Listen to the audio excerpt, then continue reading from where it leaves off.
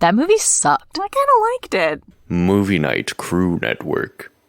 The basin being circular, and the room he was observing square, Harry could not make out what was going on in the corners of it. He leaned even closer, tilting his head, trying to see. The tip of his nose touched the strange substance into which he was staring. Dumbledore's office gave an almighty lurch. Harry was thrown forward and pitched headfirst into the substance inside the basin. But his head did not hit the stone bottom. He was falling through something icy cold and black. It was like being sucked into a dark whirlpool. And suddenly, Harry found himself sitting on a bench at the end of the room inside the basin, a bench raised high above the others. He looked up at the high stone ceiling, expecting to see the circular window through which he had just been staring, but there was nothing there but dark, solid stone.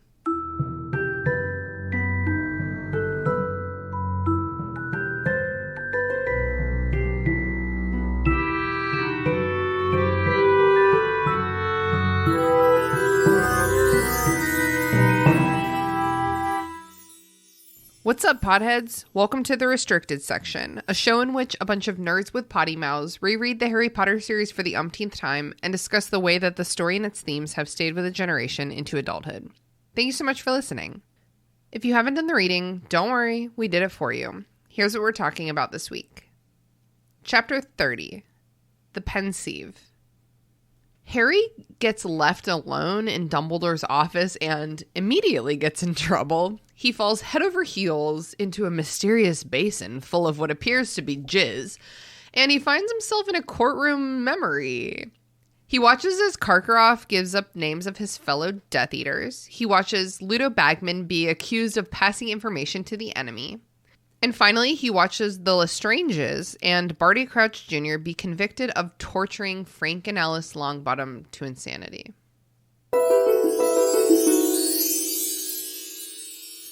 Welcome to the Restricted Section, where you should definitely poke that mysterious slimy white stuff. Gross. Oh. Yeah, we all thought jizz when we read it. Yeah. Today I have a little twinkle in my eye because I'm joined by my cake-making friend, Grace. Say hello to the listeners, Grace. Hello, listeners. And I am incredibly excited because our special guest is a returning guest, Adal Rifai from Hey Riddle Riddle and Hello from the Magic Tavern. Say hello to the listeners, Adal. Hello, listeners. I also make cake in that I have a fat ass. That's Nice. the superior cake making method, I think. Thank you. If you feel like you recognize Adal's voice and it's not because you listen to his podcast, he's been on a couple episodes before. He was our first ever guest, I think, on our What? Games and Riddles. Yeah, we did not used to do guests. Can I get some sort of sash or I think that's in little top order. hat or something? Yeah, tiny Harry Thank Potter you. top hat. Yeah, Adal came on for our Games and Riddles episode after Sorcerer's Stone, also Chamber of Secrets Chapter 10, The Rogue Bludger, and Prisoner of Azkaban Chapter 13, Gryffindor versus Ravenclaw. Sorry we didn't bring you back for Quidditch again. Pump the brakes. Is this my fourth appearance? Yeah, do you love us or something? I do. This is one of my favorite podcasts to guest on. Don't tell the others. No, we're actually shouting that from the rooftops, actually. It's very exciting. Well, that's fine. People who listen to podcasts don't go outside. It's true. No, I listen to many podcasts while I'm walking around town. Mm-hmm. So, Adal, how has life been for you for the past year since we saw you last? It's been pretty good. I'm currently ramping up for my wedding, which is next month. And Woo, it's next month? That's so exciting. April Congratulations. 23rd. Thank you so much. April 23rd. So very excited for that. Other than that, a little bit of travel, a lot of podcasting, working on some other projects and stuff. But yeah, been good. How Grace and Christina, have the two of you been? Well, just doing the exact same thing we've always... Oh, no. Since the last time we saw you, Adal, Grace and I started a whole ass company together, actually. What? Yeah. What Grace, kind of company? You want to give... Well, our listeners are sick of hearing about it, but Grace, you want to give the little elevator? Oh my gosh. Okay, so Adal, let me just tell you. Real quick, I'm sorry, just for my mental sake, can we pretend we're in an elevator? So I'm going to come on. Okay. Can you hit 14, please? Ooh, I'm actually very awkward in elevators, and I only want to laugh the whole time because it's so quiet and I'm so awkward. I hate it here. Wow, that's a lot to dump on me. Well, the doors are closing. Do you have anything you want to pitch to me before we hit floor 14? Well, I'm so glad you asked. We're on floor 2. You better hurry. She's stalling. I'm stalling. No. Okay. Christina and I started a really cool company. It's a publishing company. It's called Wild Link Press, and we're so excited about it. Christina, please take it away. Yeah, we just published books. We published lots of books, mostly sci-fi fantasy. We're really excited. That's incredible. Well, this is me. Here's $100. Oh my God! Is that what elevator pitches are for? Is to get me to invest before I get off on my floor? Yeah. Now they are. Okay, send me a receipt somehow. Bye. Bye and scene. Wow, best improv I've ever done in my life. Not even sure if I was in that scene, but straight up, I take the elevator in my grandma's retirement facility, and them old people do be awkward as hell in elevators. So when I get on, I just slam that door close button. I'm like, come on, please, no. She walks so slow. They're not going to catch it. They never do. They never would. That's so GD exciting about the publishing company. Congratulations to the two of you. We're really cool. excited. We launched back in November, and we've got some really cool projects that we're working on. Yeah, so look out for our books coming out at the beginning of 2023. Love when people ask how many books we have. Like, yes. It takes a little bit more than a couple months to make a book. Sure. At our launch party, people were like, so, how many books you got? And we're like, wow, that's not how any of this works. That's really rude of you, actually. Feeling pretty demoralized right now at my own launch party. Thanks very much. Yeah, it's like a baby shower, and you're like, how many babies do you got? And it's like, none. It's not about that. That's the point. About that. Anyway. I don't know if y'all have been following the news, but like a solid 1% of the American publishing industry quit their jobs over the past couple weeks because big publishing is rough.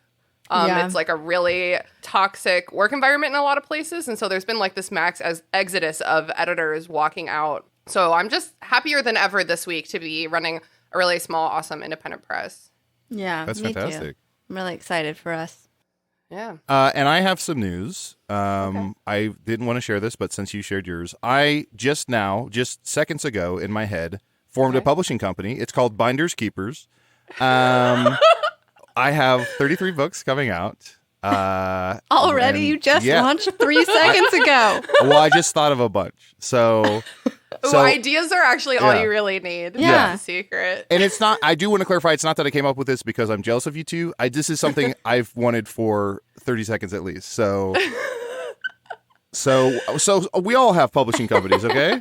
Cool. Yeah, cool. It's weird how you didn't mention this in the elevator. Yeah, it would have been perfect time. And also, I see the Williams sisters are here. Serena and Venus, you are titans of your game, but you don't always have to publish against men. So, is that something that happened recently? No, it did. No, I don't know. No, I know exactly what you're referencing. What? An acceptance speech or something? Yeah, there's somebody won. This film director won. She won for Power of the Dog for like the BAFTAs or something. But she won some award, and in her acceptance speech, she had to like step on others to elevate herself. Kind of like I jokingly just did now with the publishing company. Weird. Yeah. We don't have to dwell on it, but I just brought it up.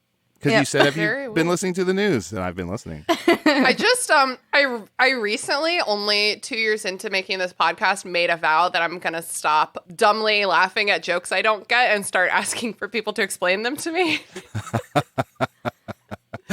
So that's a promise I made to myself, and that's for y'all. I think all of us could take a page from that book. I agree.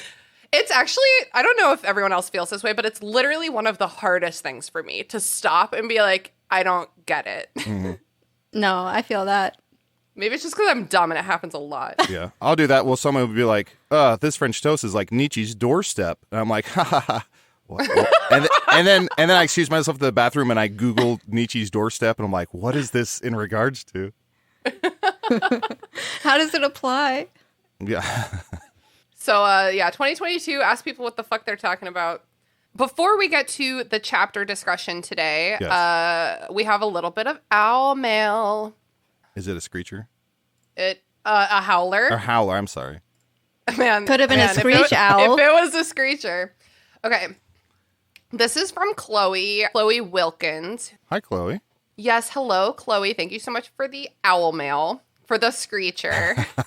Screecher is any owl mail read by Dustin Diamond, is what we'll say, canonically. Okay, well, who is Dustin Diamond? He played Screech on Saved by the Bell. Okay, great. That Thank was you an for easy asking. one. We're all learning so much. I know. Okay, so Chloe says, "Hi, my name is Chloe Wilkins, and I really love this podcast." Smiley face. Chloe, we really love you. Blessings. So I have a couple thoughts. First on why Sirius says to call him Snuffles. As a reminder, this is me, Christina, talking now. Earlier in this book, Sirius is like, he's in hiding in the outskirts of Hogsmeade, and he's like, if you talk about me amongst, like, in public, call me Snuffles. And we were wondering on the podcast, why not just, like, Padfoot? Because that's already a nickname he has. Chloe says, I think after the Marauders came up with their nicknames, that's what they called each other all the time, even in public. So even if they didn't understand why, anyone who knew the Marauders would know that Sirius was Padfoot. If someone were to overhear them and make the connection, everyone would be in trouble. Snuffles wasn't associated with Sirius in any way. Excellent point. Thank you so much. I love when I wonder dumbly on this podcast and then a listener sends in an email to just be like, well, duh. Love that. Mm-hmm. Chloe goes on, I can't remember when it's mentioned, but I believe it's Arthur, while describing the First War, that it was a time of confusion. Because of the masks, no one knew who the Death Eaters were. People weren't getting close to anyone because no one knew who to trust. That comes up a little bit later in this chapter. So, no, I don't believe the Dark Mark tattoo wasn't more widely known until after the graveyard, because that's something else we were stupidly wondering on this podcast. Sorry, so many burps right now. That's another dumb thing we were wondering on this podcast is like, why don't they fucking know about these terrible tattoos all these Death Eaters have? Dork Mork? Yeah, the Dork Mork. That's what I like to say. Whenever I see someone with one, I go, Dork Mork? Do you see a lot of people with them? Oh, all the time. That happen a lot. It's cute because if you have a Harry Potter tattoo, you're a dork. Yeah, here's what I'll say, Grace. And this is maybe I'm in the wrong, maybe I'm crazy, but anytime I see someone wearing long sleeves, I assume they have a dork mork and they're trying to cover it up. So I'm yelling it 400 times a day. I think that's exactly right, especially in like wintertime. Yes. What are you hiding? Yep. Especially in Chicago. Chicago. My brain, this is like so stupid, but in fucking Ace Ventura 2, which is like a terrible, terrible, inappropriate movie that did not age well, their like spirit bat is called, I think like Chicago. And they always like whisper it like that. Yeah. And like my brain cannot think Chicago without being like, Chicago. Do not rewatch that movie. It does not hold up. Fair enough. Chloe goes on, I'm sure Dumbledore knew from Snape, but I don't think the public knew until Harry did his interview for the Quibbler. Can't wait for the next episode, smiley face, Chloe. Chloe, thank you so much for this email and for pointing out some obvious shit we should have picked up on. Thank you, Chloe. And just to piggyback off what Chloe said about Snuffles, I feel like my animagus would be like a fox or something, and my name would be Blaze. Yeah, very subtle. Very subtle. And I'm just a fucking fox that smokes weed all day. Oh, so you're a cool fox, not like a regular fox. Yeah, I walk on two legs, and I'll buy you beer if you want. Oh, damn. Like, whatever. You wear sunglasses too? Yeah, but backwards on the back of my head, like Guy Fieri. Sure. But like in like a baseball cap, but forward. Yes, of course. Yeah. All right, cool. Well, let's move on to scrolls up. Chapter 30, The Pensieve. Scrolls down. Just a reminder, at the end of the last chapter, Harry had this like scaly dweem and his skull hooded. And so he like ran to Dumbledore's office, and then he was like outside the door, and he could hear Dumbledore, Mad-Eye Moody, Cornelius Fudge, and maybe somebody else, I don't remember, chit-chatting inside. And he was like, whoops, eavesdropping. And they were talking about just the same shit the entire plot of this book. And then Mad-Eye Moody was like, hey, headmaster, we should probably wrap this up because Harry Potter is outside the door. As a reminder, I can see through doors. So this chapter starts with Harry going into Dumbledore's office. And Dumbledore's like, wait here while I go walk around the massive grounds looking for something. What were they looking for? I don't... Evidence? Clues? Yeah. I don't think... Probably evidence. Yeah, he says, wait here, it won't take that long. And it's like, it's going to take a very, like, just tell him to come back. Like, what are you doing? Right. Or just be like, do you just have like something quick to say to me real quick before I go on this stroll? I think that would take the afternoon. If I go to my doctor's office and the doctor's, the doctor was the mother. The doctor was the mother. If she says, hey, I'm about to go on my lunch, but just stick around, like, no, I'm just going to come back another day. What are we doing? I'm not going to do that. Hard no, yeah. But Harry is incapable of saying anything in his own defense for anything ever. So he's like, okay. And he just fucking waits, dude. He just sits, he like says hi to Fox the Phoenix, and then he just fucking chills for approximately 10 seconds before getting into mischief. Classic. An all-time record. A new record. Yeah, he did really well, actually. He's just like looking around at all the sleeping portraits, being like, "Huh, maybe I." He's like looking around. He's like, "Oh, Sorting Hat, I know you. Oh, Sword of Gryffindor, been there, done that." It is wild to me that I think 2 or 3 times they're like, the portraits of the former headmasters and headmistresses are sleeping and their stomachs are heaving up and down. It's wild to me that these portraits need to fucking sleep. Yeah, that is. It's such a bummer that when you die in Harry Potter world, when you die, you still have to sleep. Like, that sounds exhausting. Maybe it's just really boring to be a portrait, and they're just trying to like pass this endless life. It's true. It is endless time. Because the thing is like I feel that I waste so much of my life sleeping, even though it's one of my favorite hobbies. But I still waste a lot of time doing it. And so if I didn't have to sleep, that would be awesome. But if you have like endless amount of time, I'd probably sleep all the time. Yeah, that's fair. But then I started to question, like, do they eat? Do they drink? Like, I think they do. They party. They definitely can, yeah, because the portrait lady has been drunk before. She been oh, that's drunk. right. That's right. Mm-hmm. Yeah, who knows? Portrait science is very confusing. We've brought it up before when the portrait lady gets like slashed and they have to like restore her. It's like, why not just put a little like piece of paper, like a piece of printer paper up on the wall for now? Yeah. You know, like how does any of this work? Yeah. It's best not to try and figure it out. It's impossible.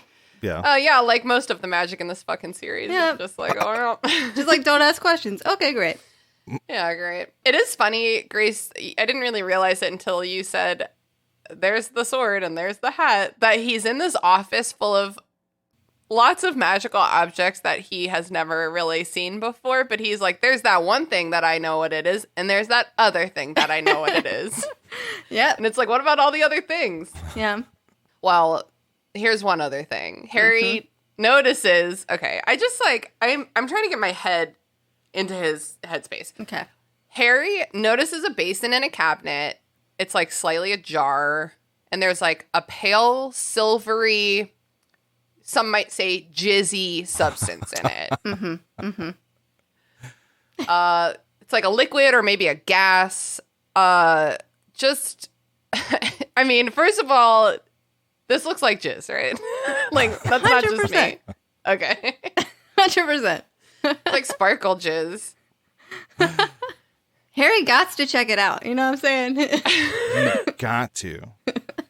He wants to touch it, but he knows better. No, this whole thing is so stupid. He's like, I know that I shouldn't touch this with my hand, so I'm just gonna poke it with my wand. I'm just gonna put my whole face into it. Yeah, like, what the fuck, dude? I mean, would you even approach this? No. Adal, would you approach or touch it? If I saw a little basin full of cloudy jizz, I'm hightailing it out of there. Or I'll just like sit in the corner and try and like pump Fox for information or something.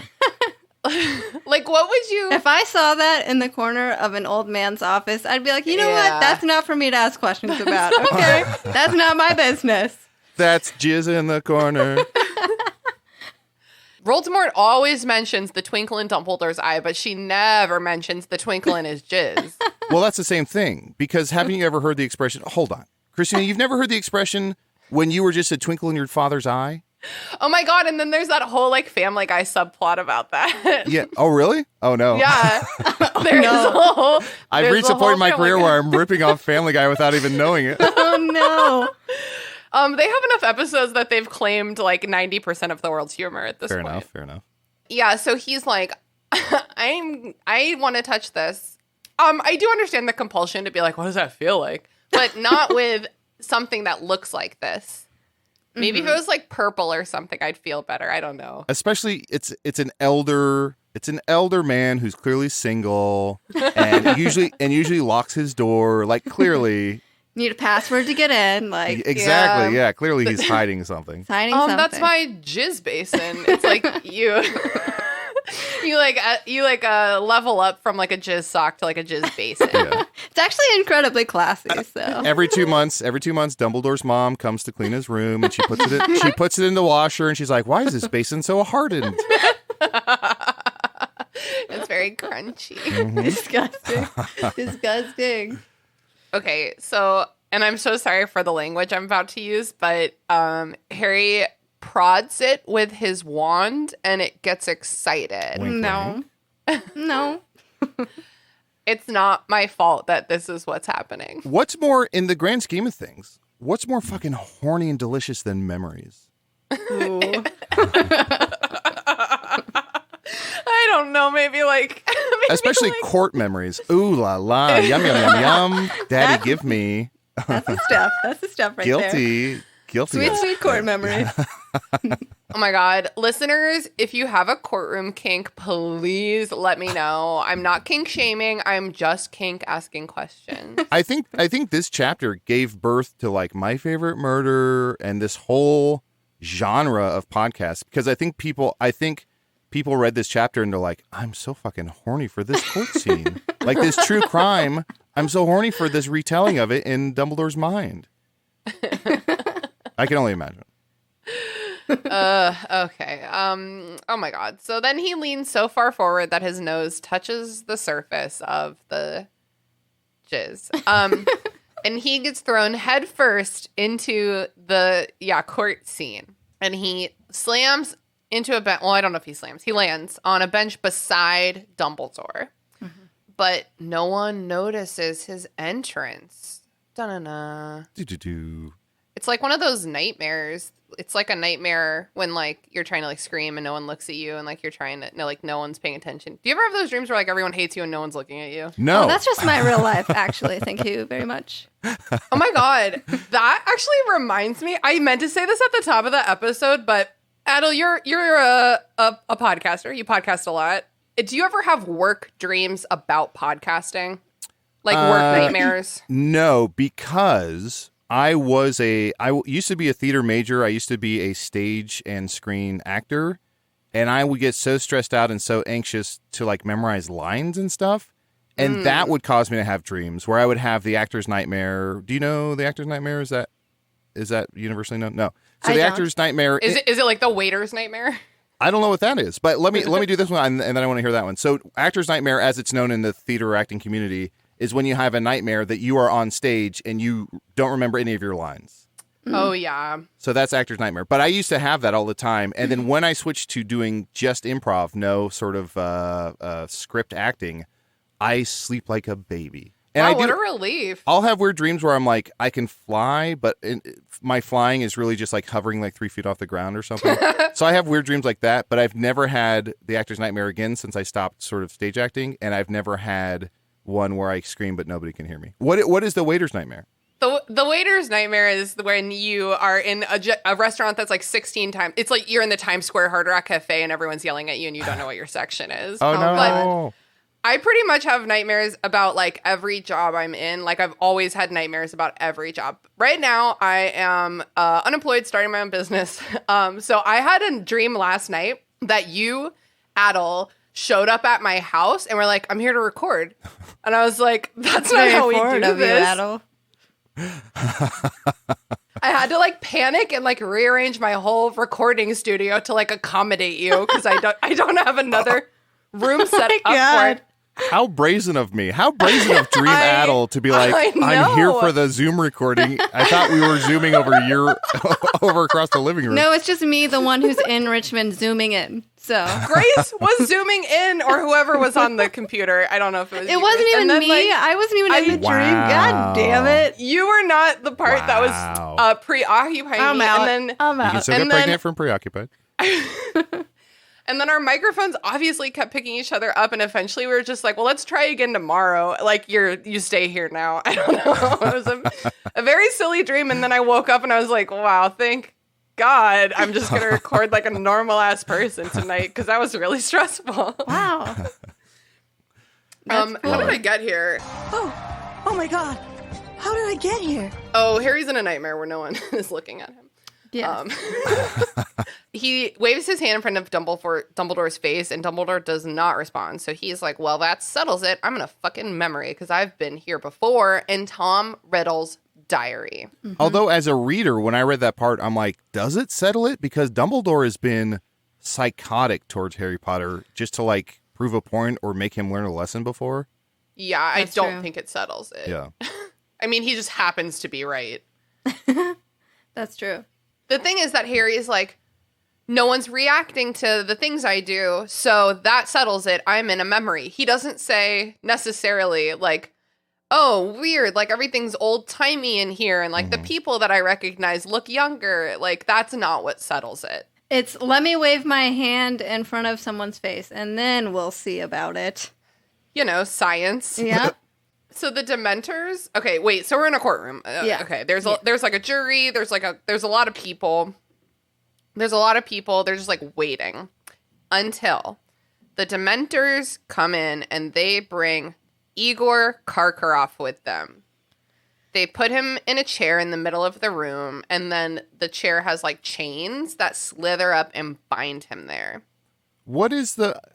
It's unbelievable to me that a court full of like 1,000 of the most powerful wizards and witches would allow Dementors in the court. Like, shouldn't they feel safe if the person doesn't have their wand and they're shackled? Yeah, a Dementor is not a bailiff. Yeah, that's why. That's wild that they let them in the court. That seems highly unusual. Yeah, the Dementors are a thing that are very vibey and cool, but when you get into the logistics of how do they run a prison on their own, it no longer makes sense. Like, none of it makes sense. Did the Dementors fly Karkaroff from Azkaban? Did they take a taxi? Like, what? Who told the Dementors when his court date was? Do they keep calendars? To me, it's like if you went to court and they're like, order, you're in the court. These two bears are going to stand on either side of you just for our protection. And it's like, right. But these bears will kill us all, surely. Well, you fool. That's how we do things here. I also think that, like, the self-binding chair chains are, like, extremely medieval. Yeah. Yes. Well, it's Kind of the badass. wizarding world, so. Yeah. And kind of kinky. Like, you know, some wizards and witches have used that for other reasons. If you guys might know. Yeah. It's all playing into the court kink that we've been talking about. You know what I'm saying? Courtroom chain chair. We have to trademark court kink. Court kink. I bet that's a thing. I'm gonna Google it later. Okay. Let me know how that goes. Smash for you. my balls with that gavel. Ooh. So, okay, and then here's my other question. Yes. Igor Karkaroff is a canon. He's canon, a Bulgarian person. He runs a Bulgarian school. He is Bulgarian. Mm-hmm. Why is he being tried by the British government? Yeah, that is. Mm-hmm. Yeah. Yep. That's a tough one. Yeah. Yep. Because Plot. the British government just has to get all up in everything. I don't know. It's true. Maybe we have to assume that the magic world is a few hundred years behind our world, and that maybe the magical world has colonized France and Bulgaria and other places, and so they're still sort of ruling over them. If that's the case in this scene, Bulgaria would have had to have gained magical independence in the last 10 years because the Bulgarian Minister of Magic is at the Quidditch game at the beginning of this book. So oh my God, you're right. I completely forgot about that. There was some kind of event and Bulgaria gained independence from Britain. I really enjoy that. One, that's correct. Two, I really enjoy that Minister of Magic for whatever country. The shortening of the acronym for that is MOM. So it's like, great, Mom's here. Oh, that's pretty cute. Yeah. Oh, I like it. Yeah, I would have liked to have seen that joke represented in the books. Yeah. But just like, don't call me that. Yeah. Basically, I have no idea. I think you're completely right that seems weird and wrong. Thank you. Yeah. Agreed. Thank you. Seconded. Okay, great. Moving on. Barty Crouch starts the proceedings because he is a hard ass, so he proceeds over all of the court cases ever. This guy's high on power. The worst characters in the book are not Voldemort, are not the Dementors, are not these evil motherfuckers outright. The worst characters are Barty Crouch, Dolores Umbridge, the people who are just so self-righteous and so self-assured that they're doing good that they're just absolute sociopath monsters. Yeah, or to me the worst is fucking Cornelius Fudge, who at the end of this book is like, I hear you, I see the dead child, but I'm not, this looks hard. I'm not going to do this. Fudge So, fuck you, basically. Yes. The worst. And then 2 years later, he's like, what? I got fired. Obviously, I got fired. Why are we even talking about this? So, Karkaroff is trying to exchange information, names of other Death Eaters, in exchange for leniency on his sentence in Azkaban. And we quickly realize that Mad-Eye Moody is there too. He gets to be the little commentary on Dumbledore's other side. He's just talking shit. He is talking shit, yes. He has two normal eyes. Mm-hmm. And he says that basically he's like, it took me literally 6 months to track down this motherfucker, and Crouch is definitely gonna just set him free for information. So fuck that. I get it. Fuck that. Yeah. He's basically Dog the Bounty Hunter. What is that? Dog the Bounty Hunter is a bounty hunter named Dog. What? Yeah. You made up? He He has his own like reality TV show where he basically just like tracks down people for months on end What? and then brings them in for the reward. He's a dog? I feel like No, his name is Dog. His name is Dog. It's like a nickname. He's like a big tough guy with blonde hair. But I wish like, it was the okay, dog. am I thinking? Are he and his wife kind of a duo? Yeah. Okay. Then I know Yeah. exactly what you're talking about. Cool. Interesting. And this isn't about Boba Fett. No. This is a real life thing. The only bounty hunter I really know of from all of media history. Well, I'll have to Google that. Link is in the show notes, listeners. Mm-hmm. So Karkaroff starts naming names. One of them was caught already. One of them is dead. Caught. Until finally, he provides the name Rookwood of someone they didn't know about already. He works in the Department of Ministries. Nope. Fucking A. Government makes me so mad. All the words sound the same. He works in the Department of Mysteries at the Ministry of Magic. The listeners can't see, but I was nodding the whole time you were talking. I'm like, yep, that's exactly right. Yep. That's exactly right. I believe anything you say. Man, I read the first chapter of Order of the Phoenix today. Little reading Why ahead. would you- Wow. And Harry, in the very first chapter, he's like, I keep having this terrible nightmare of long hallways. And I'm like, oh my God. No. The next book is so agonizing. Oh no. Long hallways in dream research, that would be vagina. Oh, So that's he's dreaming right. about his mom's vagina. Which is the Minister of Magic. Yes, very Oedipal, very Oedipal. I was about to make a Snape joke, but then I decided not to. Oh, The Snape jokes make themselves, you know? You're right. Speaking of Snape, Karkaroff is like, Snape! Yeah. See, I do that on purpose. Yeah, good work. I'm so good at this. Yeah, the transitions are on point today, Grace. Yep. But Dumbledore is like, hard no. Snape was a Death Eater, but he switched sides before Voldemort's fall. So there's a lot of things about Snape's character that I don't agree with. I don't think he deserves his full redemption arc in this series. But I do think he deserves Dumbledore's protection in this instance. You know, like he actually did switch sides and he's actually doing hard work for the good guys. So like, fine. Don't arrest him. what do the two of you think the odds are that in the next 5 to 8 years we get, a la Young Sheldon, we get a Young Snape series? Disgusting. I am not here for that. I do not like. Severus, is this a Pensieve in the corner? Or are you just incredibly lonely? Which one is it?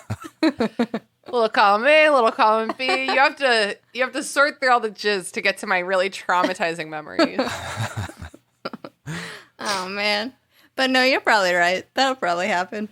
I will not be viewing it. No. I'm actually I'm completely done viewing new Harry Potter content. Fair enough.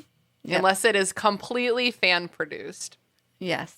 So we will not be covering the new what's it called? Secret of Dumbledore. Oh, yeah. Or Young Snape. Young Snape. Come on, picture Snape, his greasy hair, a little bow tie. He's a little genius. We all love him. Oh my god, this is not beer. He's so What incorrigible. is this? Hold the can up to the screen. How can we You ever are help drinking- you? Wow, you're drinking frog piss. It is green and yellow. What the fuck is this? I guess it's just like hard lemonade.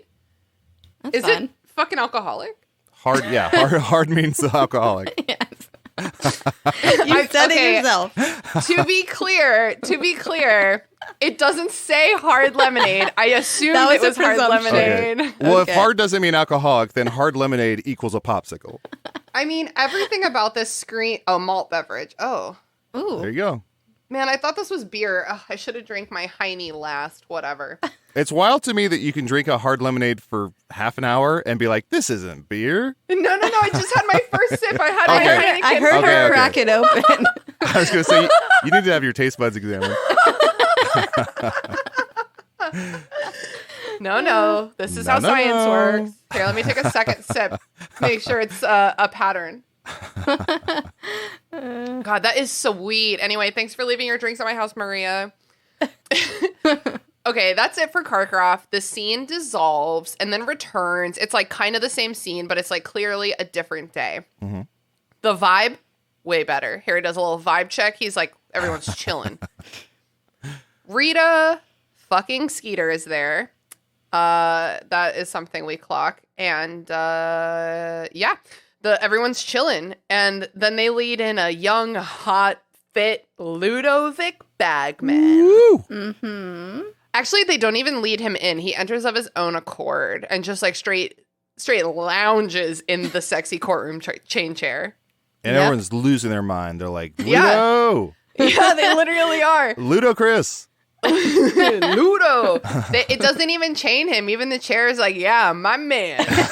What in the world is in that bag? What you got in that bag, man?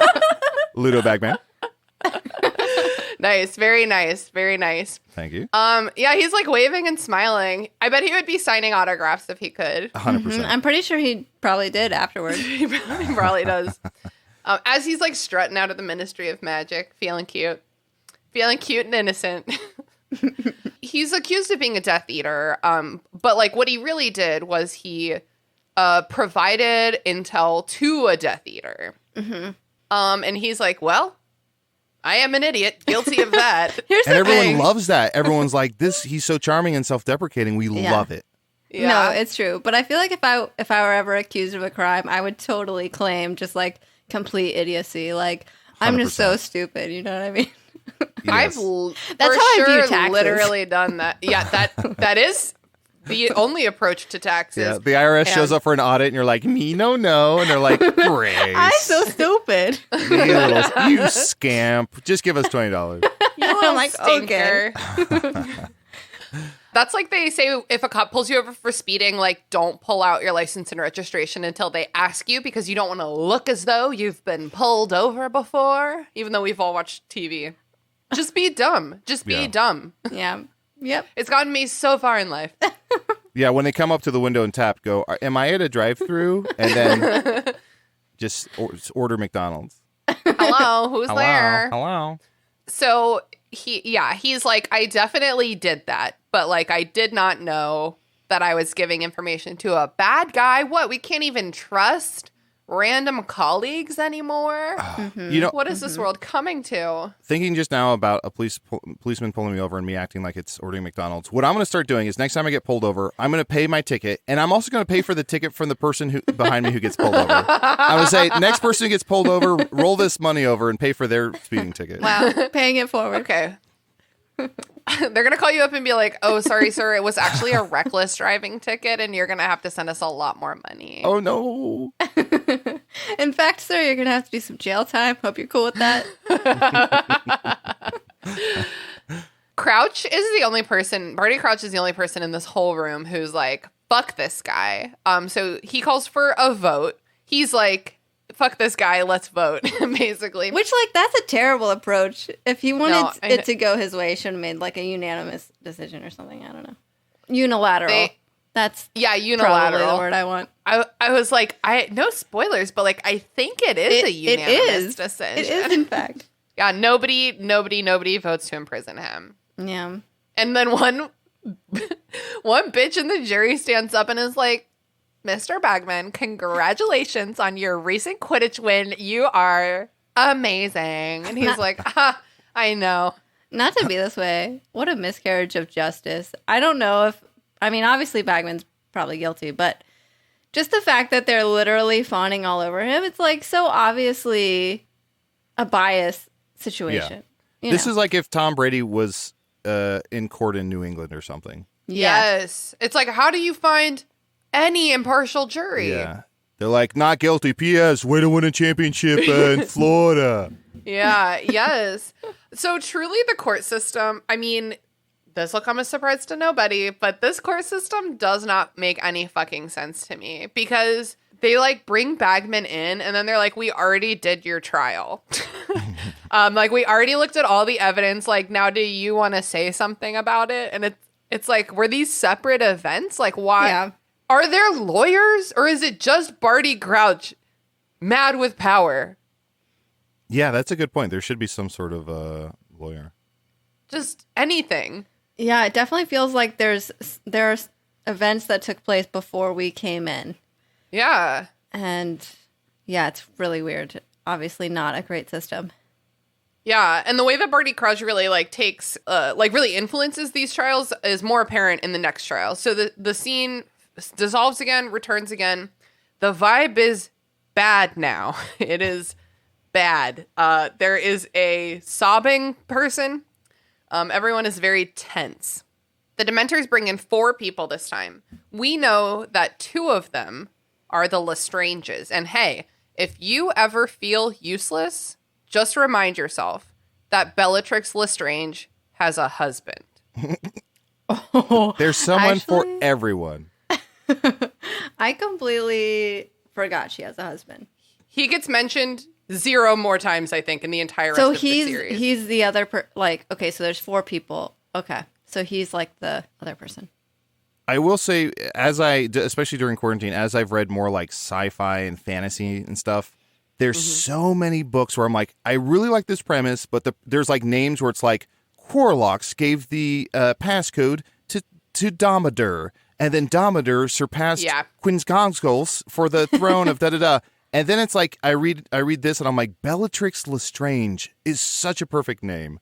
Yeah, because it's very cool and you can figure out how to pronounce it. Yes, where I'm like, I don't, no accolades to anyone. Of course, the books wrote themselves. But that's just, there's some good names in there. That is one of the stronger skills, I think, of She Who Must Not Be Named is naming.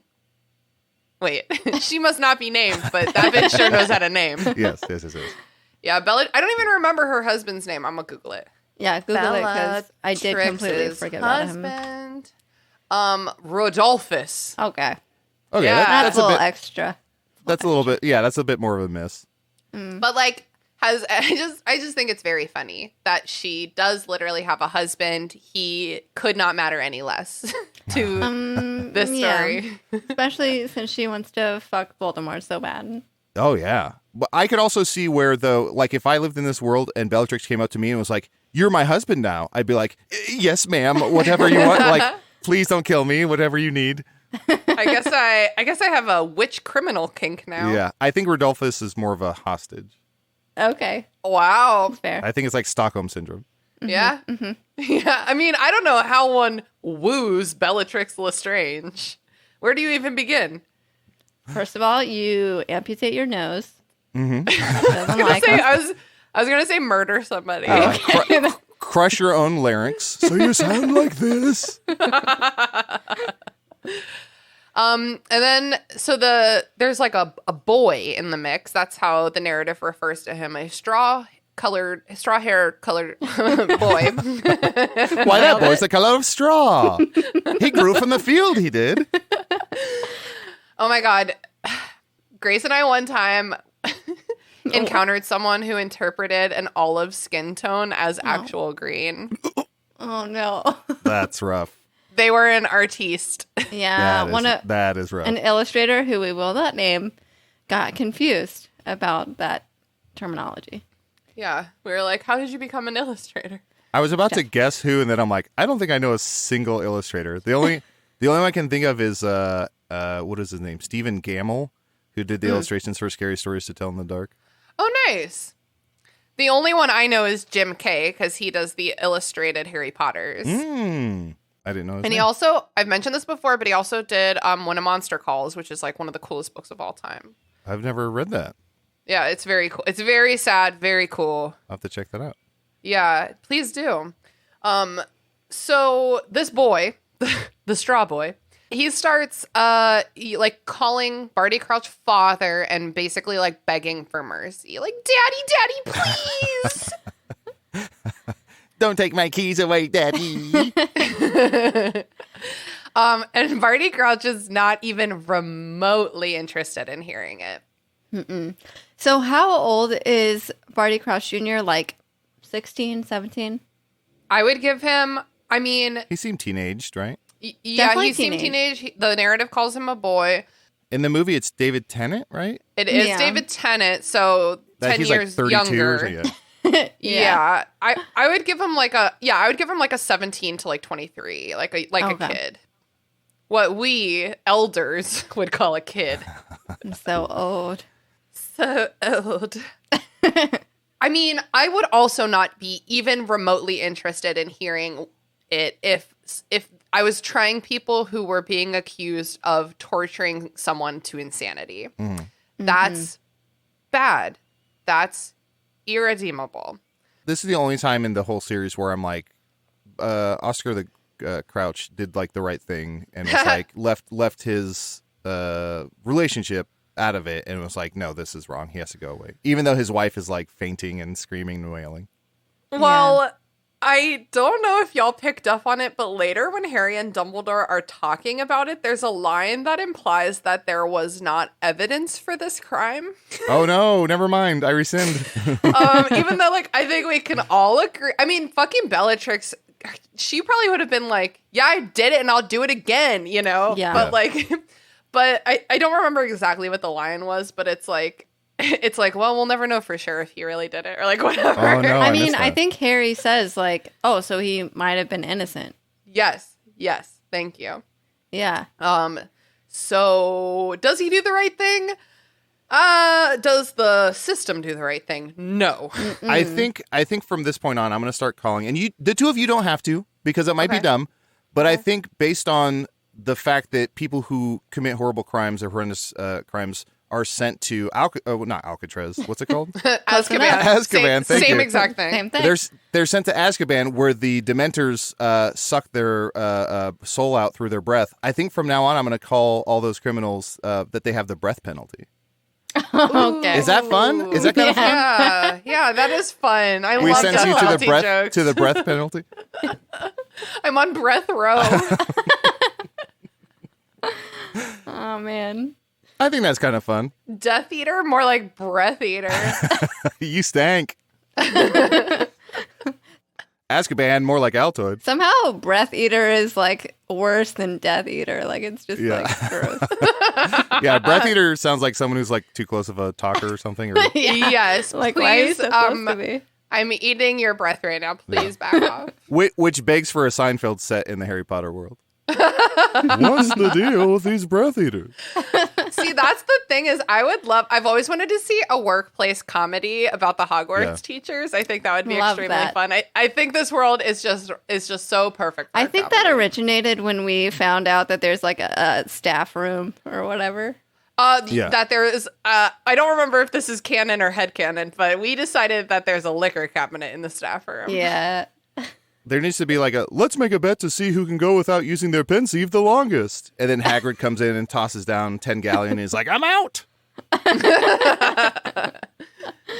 Okay, this is where Barty Crouch is. It's like, what is this system? Because he's like, now we're going to vote on if we want to send these guys to prison, which I most certainly do, because fuck these guys and their terrible crime. And it's like, this is not an impartial, whatever. None of this makes any sense.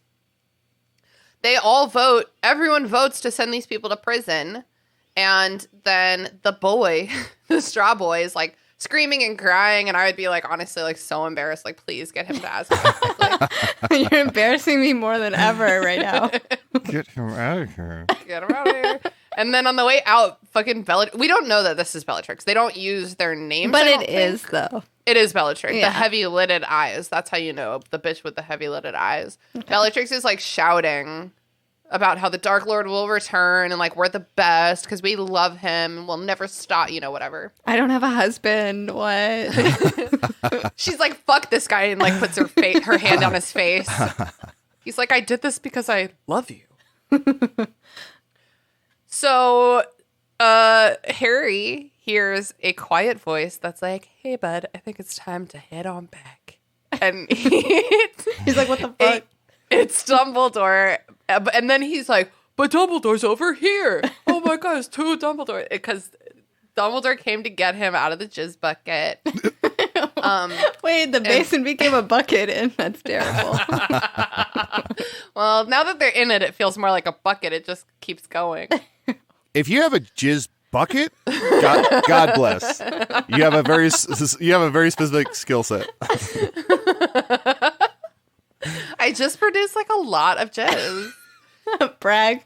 It's all that butterbeer. All that butterbeer. So Dumbledore takes Harry out of the courtroom scene and back into his office. Harry apologizes, but Dumbledore says he understands. He says, like, curiosity's not bad, but like, exercise caution. Maybe try exercising some caution. Mm-hmm. He basically like explains the Pensieve to Harry. He like brings it over and he demonstrates by removing a memory like hair from his temple and putting it into the Pensieve. So it's like he extracts memories from his brain that way. I guess they're also in his brain still. I don't know.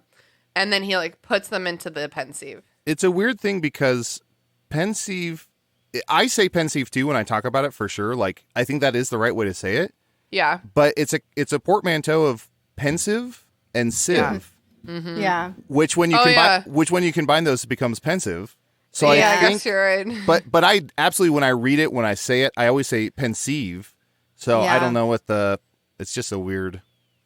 I don't think I ever say the word sieve or sieve IRL. I pretty much always call it the strainer. I don't think I've ever really said like. I usually say sieve. sift or I say strainer, sifter, something like that. But I rarely say if ever sieve. Same. We're doing the old no. Oh, is there like a? Are you gonna do a thing? Okay. Whatever you're guessing. I know exactly what she's gonna do.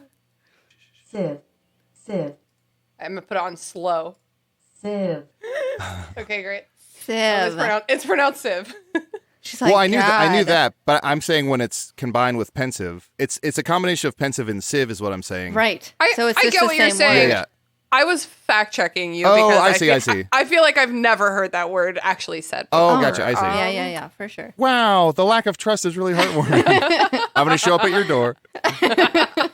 Gonna ruin all my audio setup. I hope Dream Adal just breaks everything in your house. It's just like having a fifth cat, whatever.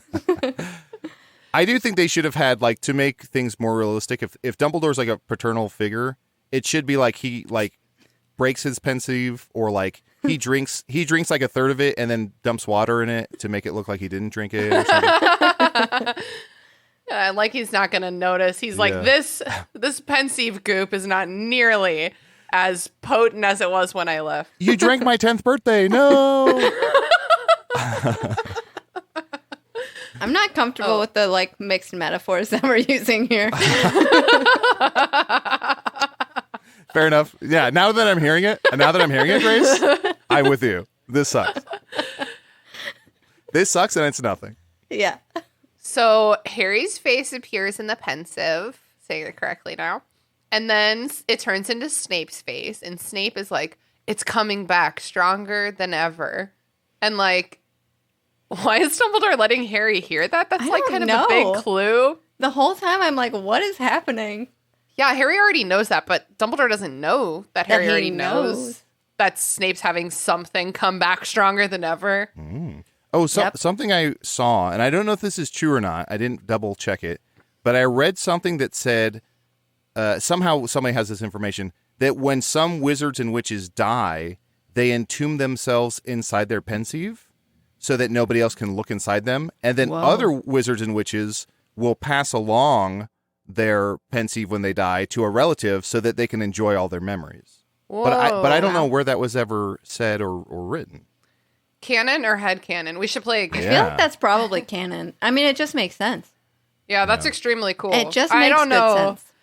Catch me on my deathbed, like, anxiously sorting through my memories. Like, oh shit, this is no good. No. Hey, sweetheart, you don't want to watch this one of me and Dad. No, you don't want to.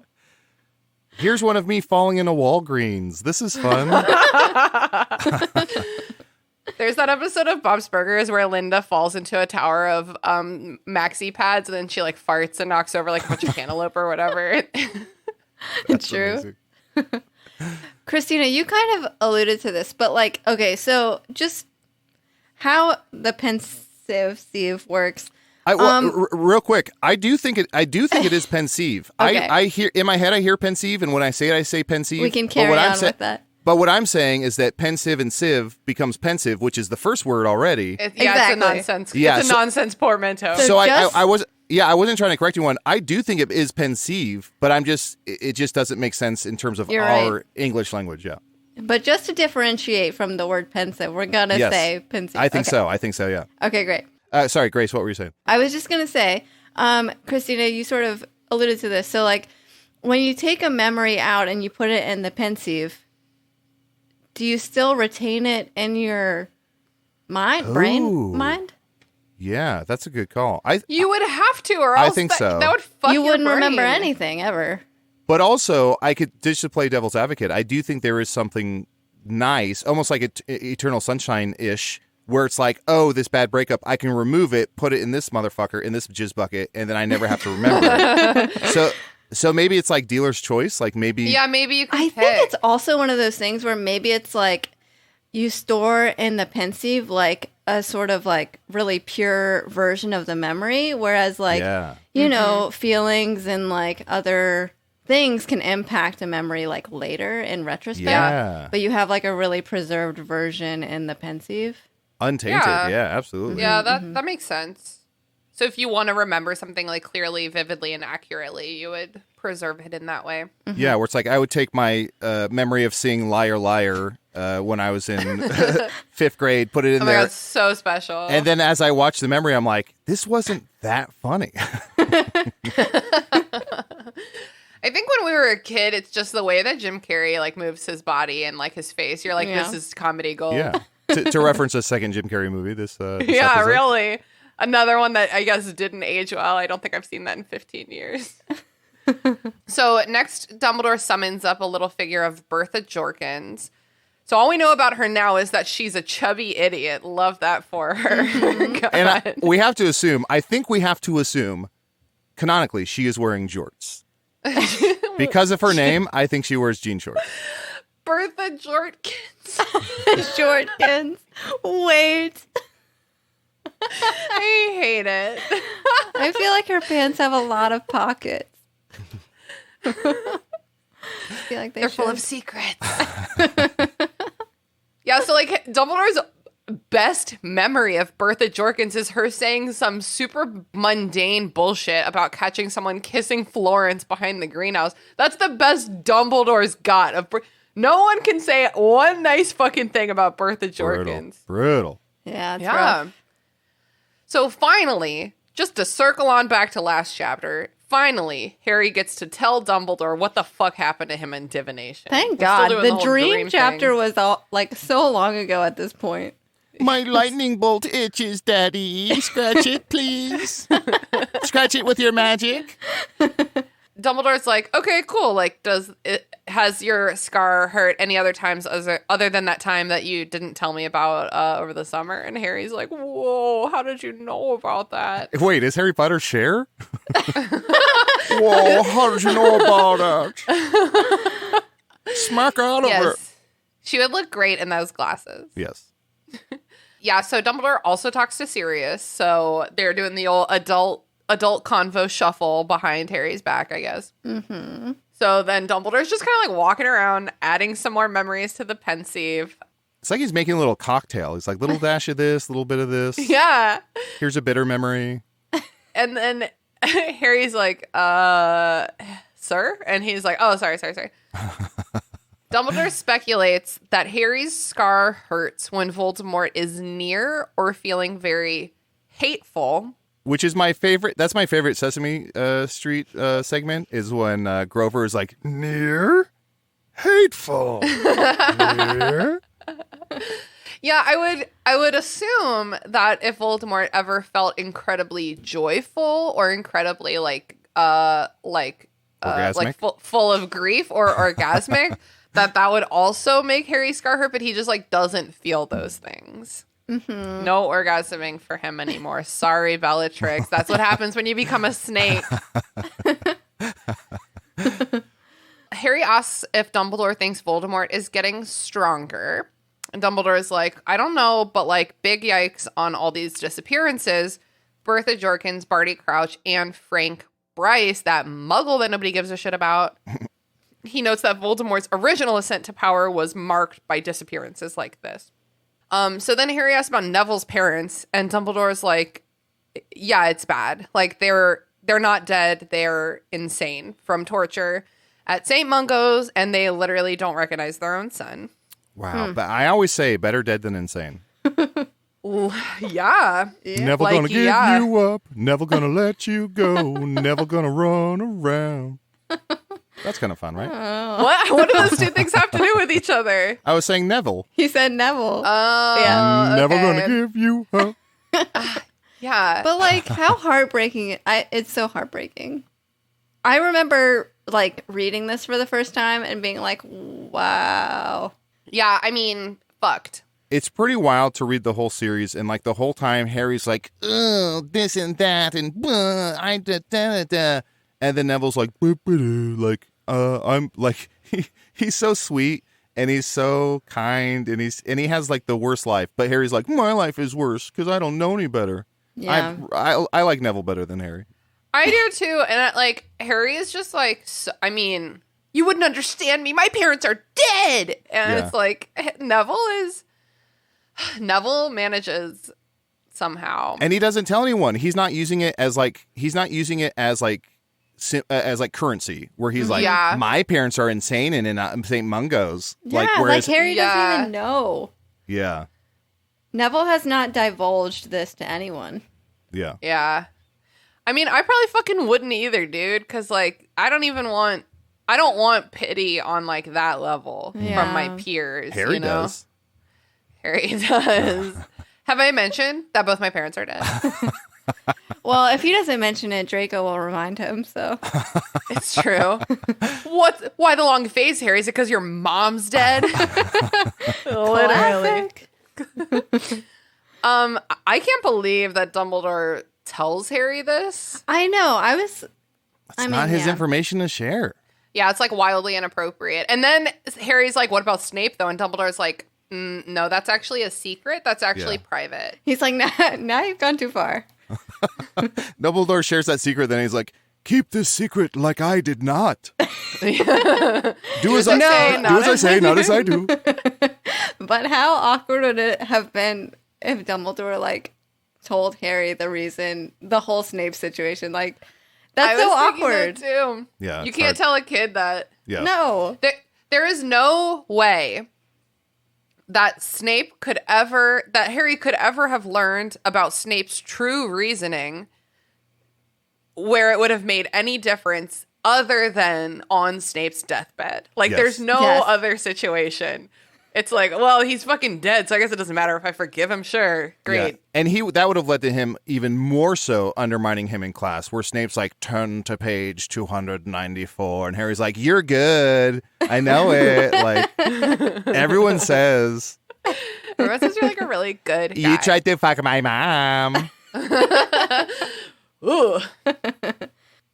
So basically, Harry asks, like, what made Dumbledore really believe that Snape had switched sides? And Dumbledore's like, nuh-uh. It's actually time for you to go to bed or whatever. And Harry's on his way out, and Dumbledore's like, oh, good luck on the third task, a.k.a. the next chapter. It's exciting. And also not exciting. We're at the beginning of the end, y'all. The next fucking chapter is the third task. The chapter after that is flesh, blood, and bone. I'm not going to remind you what happens in that chapter. The Death Eaters. Fucking Priori and Cantatum. That's our 420 extravaganza. That episode drops on 420, and I'm extremely excited. Veritaserum. And the parting of the ways. And then a chapter called The Beginning that I don't care about. But, I mean, shit's about to hit the fan, y'all. Woo. Yep, it's happening. Yeah, it really is. So definitely, I mean, I don't know why you would like listen to this much and then just like tap out. But like, if you're considering it, please come back next week for the third test. Cool. Well, Adal, is there anything that we skipped over in this chapter that you want to go back to, or any like themes you want to drive home, or anything like that? I think this is pretty self-contained. So yeah, I don't think we missed anything. Yeah. Something I'll bring up. So on one of the podcasts I do, let me see if you enjoy this joke. On one of the podcasts I do, Hey Riddle Riddle, in a somewhat recent episode, I made a joke about someone named Nearly Getting Head Nick. Yeah. What is that fun or no? It's very fun. Yeah. The It's very feedback fun. is very positive on that. Y'all actually reference Harry Potter, I think, more than you realize. I think we do too. Yes. Every time I hear it, I'm like, hey, oh my God, there it is. Still relevant. Next time we do and I catch myself, I'll listen for it. I'll absolutely be like, restricted section. Just a little bit of a subliminal Restricted message. section. Which is very hard to say quickly and under your breath. Restricted section. That's like a tongue twister. Restricted section. Restricted section. I don't think I've ever said it without just like proclaiming it. Yeah. The restricted section. Yeah, that's how you have to do it. I So recommend listen that. for that. I'll start doing You it. could say it like that too, Adal. That would be cool too. The restricted section. Like, yeah, I'll blow a little bugle and be like, burr, burr, burr. Yeah, perfect. Grace, do you have any final thoughts about this chapter? Yeah, Christina, I'm so glad you asked. I feel like we did not talk about jizz enough, so I would like... We should have a jizz quiz. Little just quiz. No, but I'm good though. Okay, great. Are we ready to move on to plugs? Yeah. Sure. Okay, awesome. I would love to start by plugging our Patreon. For as little as $1 a month, you can be part of our Discord server, which is a really fun place to hang out. For the $5 a month tier, you can get access to our monthly bonus episodes. And for this month's bonus episode, we went through the rounds of a very special Harry Potter Fight Club to see who would win the Ultimate Wizarding World Fisticuffs Brawl. Wow. The answer might surprise you. Sorting hat. It was the sorting hat. Yeah, actually not having arms turned out to be a strength for him. Wow. I knew Once it. he gets on your head, you're done. Because he sings his little song, you fall asleep, he twists himself, breaks your neck. He's like a Jigglypuff type. Yes. Puts you right to sleep. Sortily hat. Oh, let me ask something. For $1, you can join the Discord? Yeah. Okay. And are the two of you in the Discord? Mm-hmm. Yeah, and not to like ruin your life, but you are also in the Discord. I'm in the Discord? Yes. I was literally just going to say, I'm going to donate and be in the Discord. You got an invite because you're a guest. Well, hell, we'll start tagging me and stuff so I respond to stuff. Okay, bop on over. Bop on over. And also, I'm still gonna support the Patreon. Well, thank you so much. We're actually, Of course. I don't want to brag about this now, Yeah? but just a little sneak peek. I mean, Yes? I think for obvious reasons, we're in the next couple of months here, we're going to start donating all of our net proceeds to the Trevor Project. That's fantastic. Yeah, so if you are not a patron already, because you don't want to throw money at people who are making money off of Harry Potter, I totally understand. And that money is going to start going to a better place very soon. So That's wonderful. But also, I want to support the two of you. So I absolutely, and everyone else who helps host and put this together. Just so us, I'll that's well, fine. thank you so much. I think Patreon's a beautiful thing. And so I want to Yeah. support as many shows as I can. Oh my God, it totally is. Yeah, so everyone come say hi to Adal in our Discord. Tag me. Adal, where can people find you on the internet? Where can they listen to your beautiful voice? You can find me in the restricted section Discord. Also, let me know if I can ever help record something for a Patreon release or oh my gosh, thank you so much. Please let me know, and I'm at your disposal. You can also check me out at the aforementioned podcast, Hey Riddle Riddle. It's me and two friends, and we try and solve riddles, puzzles, lateral thinking problems. And along the way, we do bits and do improvised scenes. And then I also have another show called Hello from the Magic Tavern, which is like an improvised fantasy show about a guy who falls into a weird world, almost like Narnia or Middle-earth, and he interviews the creatures that he meets. Hell yeah, it's awesome. So what have you been watching, reading, playing lately that you think the listeners of our podcast would enjoy? One of my co-hosts, a gentleman named JPC, him and I are obsessed with a game called, I want to say it's called The Quacks of Quedlinburg. It's a board game. If you go to Google or something, if you type in Quacks of board game, it'll definitely come up. But it is such a fun. It looks like it's Quedlinburg. Quedlinburg, thank you. So it's basically like a press your luck coin pouch game where it's like you collect these coins you put into your pouch and then you draw them out and you don't know which one you're going to pull and each one has a different power. It is unbelievably fun. So I highly recommend that to any of my board heads, if that's a term. And then I've been rewatching, because I watched it when it came out and I hadn't seen it since. I've been rewatching The Sopranos while also listening to the Talking Sopranos podcast after each episode. Ooh. And and that's been really, really fun. And I forgot how fucking hilarious Sopranos is. Like it's almost a sitcom in how funny it is. It is so good. wow, I've never heard that take before about The Sopranos. That's been on my list for like all of my life, and it's just like very intimidating. But hearing that it's funny is a great inspiration. It is super funny, yes. Cool. Well, thank you so much for those recs. Grace, where can people find you on the internet? Probably, or the company we started together. Nowhere, yeah, except for at Wildling Press on all everywhere. of the socials. Whoop whoop. Facebook, Twitter, Instagram at Wildling Press. TikTok. Follow us, check us out. Christina mentioned at the top of the episode that I make cakes. And Adal, I have a bit of a bone to pick with you. Uh-oh. So you just get ready. So I decorate cakes. I work at a bakery by day. And so I have the option to listen to podcasts and audiobooks, during my day. Mm-hmm. And I listen to Hey Riddle Riddle and I'm like obsessed. Like I love it so much. It only took me like 5 years of raving about it before Grace was like, I'm going to check this out. I'm late to the game. But ever since I started, I like literally can't stop.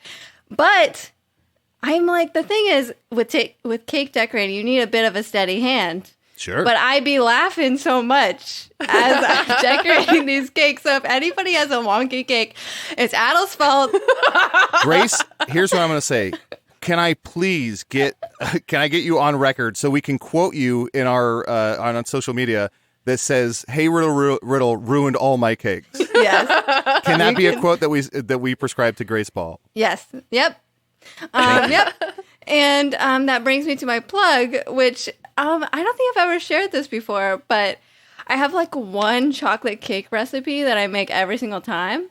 It's like the easiest cake recipe, and I feel like it's really great for anyone who's like wanting to start baking, but they want like a little bit of a simpler recipe. So if anyone's trying to do that, I really recommend Ina Garden's Beatty's chocolate cake recipe. It's BEATTY '*S. And it's just a really excellent chocolate cake. So check it out. Very cool. Can we? Do you ship cakes? I guess I could. I've never tried. I don't know if you could, babe. Okay, I don't know if I could do that. I was going to say I'm going to order one of your shaky cakes, which is what I'm going to start calling them when you listen to Hey Riddle. I'm going to order a shaky cake for like a Hey Riddle Riddle's 5th anniversary. Oh, shaky cake's so good. They're like kind of like Arctic Monkeys meets the Strokes. Or another option, you come and you knock on Christina's door for a podcast recording, and then I will present a cake unto you at the same time. Perfect. Yeah, you got to come get it. You got to earn it. Please know 100% in the next couple episodes of Magic Tavern that I record, I am 110% introducing a character called Shaky Cakes. And just know that it came from here. Beautiful. Hell yeah. I love that this is this group that we do the restricted section with is such that every once in a while we do get a recipe in the plugs. I love that. I love to plug a recipe. So fun.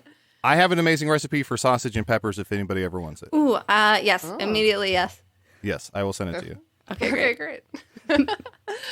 Cool. I've been your host, Christina. You know where to find me. And this week, I'm going to plug one of my guilty pleasure movies, The Rock, starring Nicolas Cage, The Age of Cage, Sean Connery, and Ed Harris. It's about Azkaban. It is about Alcatraz, and that's why I was thinking about it. I actually watched that movie long before I started my Age of Cage in 2022. I'm trying to watch all of Nick Cage's films. I'm trying to watch his whole filmography this year. Have you plugged that yet on the podcast? I don't remember. It's a blur. I don't know if you know this. JPC's favorite movie, Con Air. I know. I have heard. It's on the list. I've actually not seen that one. I'm also really excited for his upcoming film, The Unbearable Weight of Massive Talent. Looks so good. But I'm here to plug today The Rock, which is a very fun action movie. Action movie is one of those genres where, like, when it's bad, I fucking hate that genre. Like, it's so tedious to me. But, like, a fun, unique action film is just, like, so choice. And The Rock is a lot of fun. A team of Sean Connery and Nick Cage, like, come on. I haven't seen it in, like, 25 years, but from what I remember, Dwayne The Rock Alcatraz is one of the better... it's one of the better action movies. My, the brand of, like, what are they called? Those little, the robot vacuums. Oh, Roombas? Roombas. So we have an off-brand that is called Robo Rock, and I named him Dwayne The Rock Johnson. And so I'll get fun little notifications on my phone that say things like, Dwayne The Rock Johnson is stuck in your kitchen. He wishes. All right. Well, Adal, thank you so freaking much for joining us. It is always a delight to have you on the show. It is always a massive delight to be here. Please have me back soon. And please let me know if I can do something for the Patreon. Yeah, thank you so much. We'll definitely have you back for Order of the Phoenix. Please. And Grace, this is my first time meeting you. It was an absolute delight. So nice to meet you. Oh my God. It was so... I was like a little bit nervous because I was like, oh my God, it's Adal. I'm freaking out. But hopefully I was very cool and very calm and very collected. And then you saw me and you're like, this guy's not shit. It is like a trippy experience to listen to someone else's podcast before they come on your podcast. It's just like, oh God, they're a real podcaster, like whoever it is. Christina knows that I've been listening to Hey Riddle Riddle nonstop for like weeks and weeks now. And so she asked me before we started today if I listened to Hey Riddle Riddle today. And I was like, I simply couldn't. Because I simply couldn't. It's for the best. It's for the best. That's a phenomenal answer. Yeah. But I'll be getting back to it tomorrow. Don't you worry. I simply couldn't because I'd produce more shaky cakes. And we cannot have shaky cake. These cakes are growing ever shakier. Well, great. Okay, great. Well, I gotta go finish reading Pensieve all alone in the moonlight before this book blasts me from the past. Bye. Bye. Jizz bucket.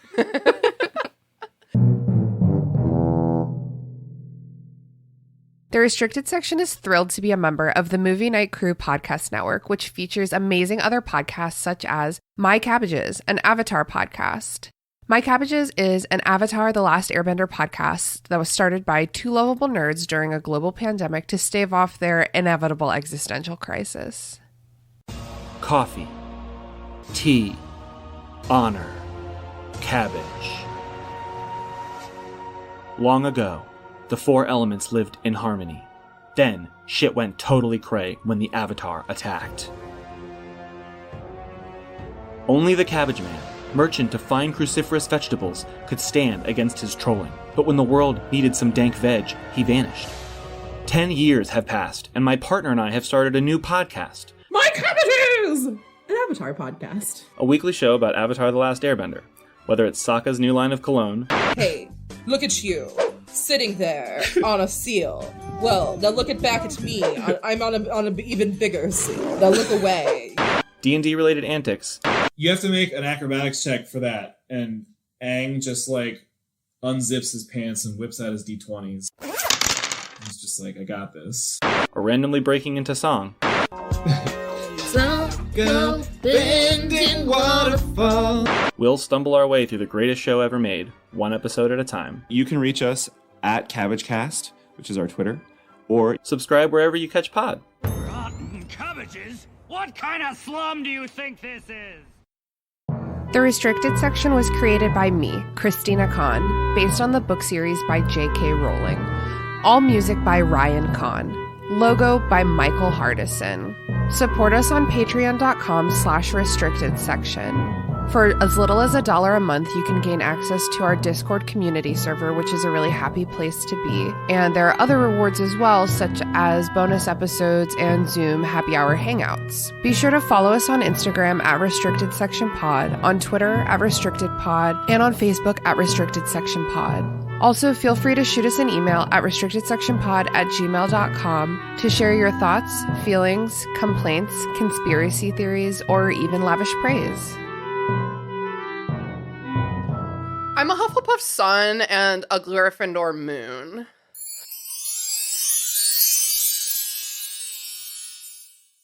That movie sucked. I kind of liked it. Movie Night Crew Network.